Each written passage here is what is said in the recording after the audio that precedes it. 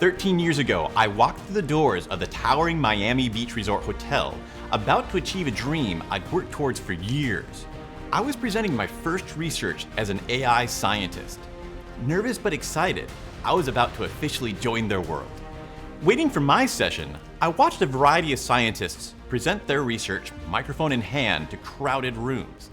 Listening to this mix of veterans and newcomers like me, there was more going on than I'd thought.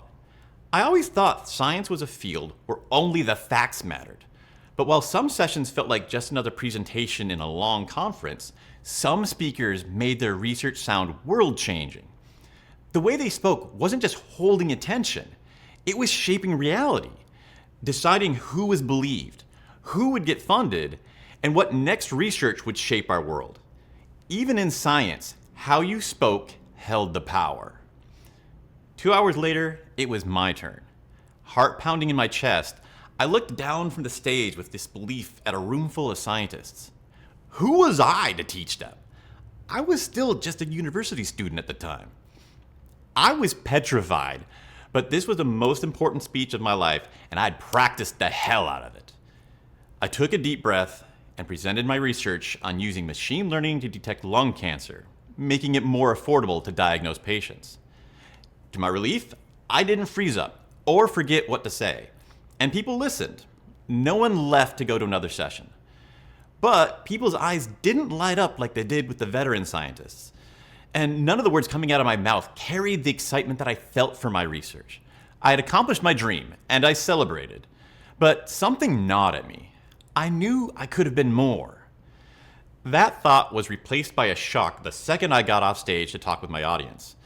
Away from the pens and microphones, I heard things that no one dared to write down. This is where the real education was. And in every conversation, a bone-chilling pattern emerged. Not one of these experts asked if AI would replace humans, only how soon. It was as inevitable as gravity. Some spoke with cold certainty, and others laughed darkly. But the conclusion was always the same. It was coming. 13 years later, we see AI replacing jobs now at a frightening rate. The fact is, AI can't ever replace all jobs, but it doesn't need to. The competition for the remaining positions is becoming extreme. So what can you do?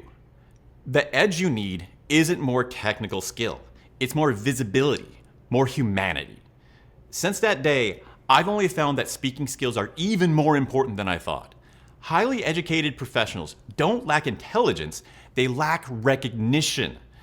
They know more than their colleagues, but they can't communicate it, and their knowledge remains unseen. I've completed multiple STEM degrees: civil engineering, environmental engineering, nuclear engineering, and computer science. But after the first one, nothing moved the needle as much as learning to speak in a way that made my knowledge impossible to ignore. This is the bottleneck between the vast amount that you know and how much others see. I learned these skills for myself to protect my own career, but now I teach them to other intellectual professionals. People busy doing great things for our world, so have very little time to spare. I've distilled the thousands of dollars of training I took and years of practice down to the most effective speaking skills, the ones with the biggest return on your time. Techniques that can free the talent trapped inside you in days or hours. You see now how important speaking skills are. So if you're ready to make your expertise impossible to ignore, you'll want to know where to start. Which technique will increase how intelligent you sound the most?